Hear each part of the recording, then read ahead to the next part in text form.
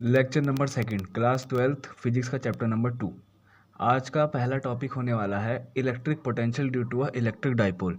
जैसे चैप्टर 1 में electric field निकाला था इलेक्ट्रिक डाइपोल की वजह से, उसी तरह से इस चैप्टर में इलेक्ट्रिक डाइपोल की वजह से इलेक्ट्रिक पोटेंशियल निकालना है।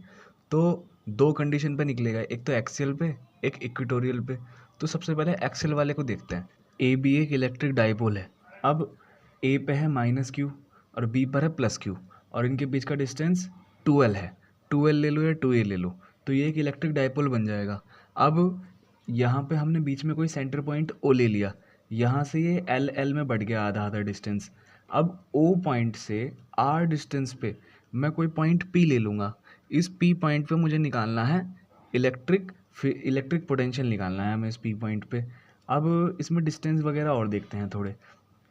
O से P तक का डिस्टेंस R है, तो ये B से P तक का डिस्टेंस कितना होगा? पूरा डिस्टेंस R है और OB है L, तो पूरे में से ये OB वाले को माइनस कर देंगे ना, तो R माइनस L हो जाएगा। और अगर मुझे पूरा डिस्टेंस चाहिए A से P तक का, तो ये R को और इस L को जोड़ देंगे तो ये R प्लस L हो जाएगा। ठीक है, इसके बाद अब देखो, अगर मुझे पोटेंशियल निकालना है P पे, तो ये A से P पे जितना पोटेंशियल लग रहा है उसको और B से P पे जितना पोटेंशियल लग रहा है उसको, दोनों पोटेंशियल को ऐड कर देंगे। पोटेंशियल का हमने फॉर्मूला निकाल रखा है, potential due to a point charge. क्या था वो? 1/4πε0 Q अपॉन R। वही इसमें लगाएंगे। देखो 1/4πε0 Q, यहाँ पे चार्ज कितना है? माइनस का है तो -q अपॉन में डिस्टेंस कितना है? A से P तक का देख रहे हैं, R प्लस L है तो डिस्टेंस हो गया R प्लस L, फिर प्लस लगाया।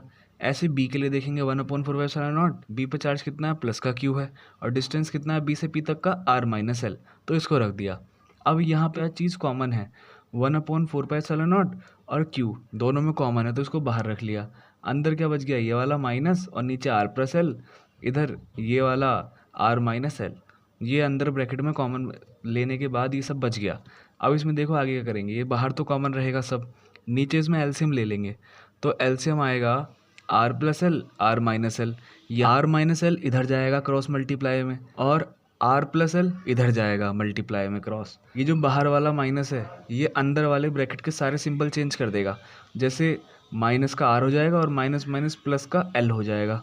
यहाँ पे ये ब्रैकेट तो ऐसे खुल जाएगा R प्लस एल, माइनस के R से प्लस का R कैंसिल आउट, नीचे R प्लस एल और R माइनस एल है, यानी A प्लस बी और A माइनस बी बन रहा है। क्या होता है? A square minus B square, वो बन गया। L और L 2L हो गया। अच्छा, एक फॉर्मूला पढ़ा था हमने, Q इंटू 2L क्या होता है? P होता है इलेक्ट्रिक डाइपोल। यहाँ से Q इंटू 2L बन रहा है तो इसकी जगह P लिख दिया। और जो L है वो बहुत छोटा है R से, तो L स्क्वायर तो और भी ज़्यादा छोटा होगा R स्क्वायर से, इसलिए इस L स्क्वायर को नेग्लिजिबल कर दिया, हटा दिया है। तो फॉर्मूला आ गया लास्ट में 1/4πε0 P अपॉन R स्क्वायर। अब जैसे एक्सेल पॉइंट पे निकाला है इसका डेरिवेशन, उसी तरह से इक्वेटोरियल पॉइंट पे भी इलेक्ट्रिक पोटेंशियल का डेरिवेशन निकालना है। इसमें अब देखो, यहाँ पे हमने एक इलेक्ट्रिक डाइपोल लिया है डिस्टेंस 2L का, बीच में कोई सेंटर पॉइंट O डाल दिया तो यहाँ से L और L में बांट देगा इतनी इतनी साइड को। अब इक्वेटोरियल पॉइंट है, इक्वेटोरियल पॉइंट यानी 90 डिग्री ऊपर, तो O से R डिस्टेंस पे यहाँ पर कोई पॉइंट P है, इस पर हमें इलेक्ट्रिक पोटेंशियल निकालना है इक्वेटोरियल पॉइंट पे। A से भी P पर निकालना है और B से भी P पर निकालना है। चार्ज तो हम -q रख सकते हैं, लेकिन डिस्टेंस भी रखना है ना अपॉन में, तो ये AP और BP हमें फाइंड करना है। तो देखो ये क्या है? हाइपोटेनिस है, और हाइपोटेनिस क्या होता है? अंडर रूट में परपेंडिकुलर का स्क्वायर प्लस बेस का स्क्वायर, तो ये क्या हो जाएगा? डिस्टेंस अंडर रूट में R square plus L square. ये भी कितना हो जाएगा? अंडर रूट में R square plus L square. जिसको समझ नहीं आया देखो, यहाँ पे hypotenuse equal to perpendicular square plus base square होता है। ये हाइपोटेनिस है, हमें ये चाहिए। तो परपेंडिकुलर कितना है? R है, R का स्क्वायर, बेस कितना है? L है, L का स्क्वायर, और ये जो स्क्वायर है दूसरी तरफ जाके रूट में होता है, तो यहाँ से डिस्टेंस आ गया। अब डायग्राम समझ में आ गया होगा, जैसे इसका डिस्टेंस ये निकला है उसी तरह से R और L इसके भी हिस्से हैं, तो इसका डिस्टेंस भी यही आएगा। अब देखो इसमें ओवरऑल पोटेंशियल 0 हो जाएगा। वो कैसे? बस प्लस माइनस का फ़र्क आएगा। VA प्लस VB करेंगे तो एक का चार्ज -q है, एक का चार्ज +q है, डिस्टेंस भी सेम है 1/4πε0 1/4πε0, इसलिए आपस में कैंसिल आउट हो जाएंगे और जो टोटल पोटेंशियल आएगा इक्वेटोरियल पॉइंट पे वो 0 आएगा। इस तरह से ये वाला डेरिवेशन भी हो गया।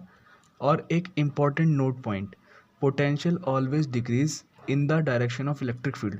जैसे ये इलेक्ट्रिक फील्ड है, ये इधर इलेक्ट्रिक फील्ड की डायरेक्शन में पोटेंशियल कम होता चला जाता है। जैसे ये ए है, ये बी है, ये सी है, तो सबसे ज़्यादा पोटेंशियल किस पे होगा? ए पे होगा, उससे कम बी पे होगा, उससे कम सी पे होगा, क्योंकि जैसे जैसे हम इलेक्ट्रिक फील्ड में जाते हैं पोटेंशियल कम होने लगता है। Relation between electric field and potential. अब इलेक्ट्रिक फील्ड ई वेक्टर और पोटेंशियल पी, इलेक्ट्रिक फील्ड और पोटेंशियल में क्या रिलेशन होता है हमें उसको बताना है। तो देखो, ये एक इलेक्ट्रिक फील्ड बना दी हमने। अब इस इलेक्ट्रिक फील्ड में मेरे पास दो पॉइंट हैं ए बी। इस बी पॉइंट से क्यू चार्ज को हम ए पॉइंट पर लेकर जा रहे हैं, और जो इनके बीच में ले जाने में डिस्प्लेसमेंट हो रहा है वो डेल्टा आर मैंने यहाँ लिख दिया है। अब बी से ए पर चार्ज को लेकर जा रहे हैं तो फोर्स किधर से किधर लगेगा? एफ एक्सटर्नल इधर की तरफ लगेगा, इलेक्ट्रिक फील्ड से अपोजिट डायरेक्शन में। E equal to F upon Q होता है फॉर्मूला, तो एफ क्या हो जाएगा? Q E.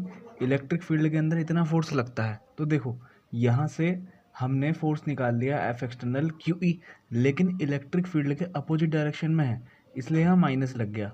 अब अगर मुझे वर्क डन निकालना है बी से ए जाने पे, बी टू ए, तो फोर्स इनटू डिस्प्लेसमेंट, तो फोर्स है माइनस क्यू ई और डिस्प्लेसमेंट को डेल्टा आर माना है। यहाँ से ये जो क्यू है इसको उधर डिवाइड में भेज देंगे।